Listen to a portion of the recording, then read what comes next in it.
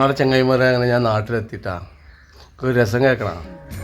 ഞാൻ വരിക എന്നുള്ളത് ഞാൻ എൻ്റെ പെങ്ങന്മാർക്കൊക്കെ വിളിച്ചറിഞ്ഞ്. അങ്ങനെ പെങ്ങന്മാരൊക്കെ പറഞ്ഞ് എൻ്റെ ചെറിയ ആങ്ങളെ വരുന്നുണ്ട് എന്നൊക്കെ പറഞ്ഞിട്ട് കുട്ടികളെയും മക്കളും ബാഗും ഡ്രസ്സൊക്കെ എടുത്തിട്ട് ഇവിടെ നിൽക്കാൻ വേണ്ടിയിട്ട് ഇങ്ങോട്ട് വന്നിക്കണേ. അങ്ങനെ ഞാൻ എയർപോർട്ടിലെത്തി. എയർപോർട്ടിൽ നേരെ വീട്ടിലെത്തിയപ്പോൾ വീട്ടിലൊരു പോകാം 3 പെങ്ങന്മാരും കുട്ടികളും ഒച്ചപ്പാടും അങ്ങോട്ടോട്ടെ ഇങ്ങോട്ടോട്ടെ ഒരു കല്യാണപ്പര പോലെ ഒരു കഥ. അങ്ങനെ പെങ്ങന്മാരും കുട്ടികളൊക്കെ ഇല്ലതല്ലേ. അപ്പോൾ എനിക്ക് ആ സന്തോഷത്തിൻ്റെ പേരിൽ ഞാൻ കൊടുന്ന പെട്ടിയൊക്കെ പൊളിക്കാൻ വിചാരിച്ചു. എല്ലാവരും കൂടി കൂട്ടിയിട്ട് പെട്ടിയൊക്കെയാണ്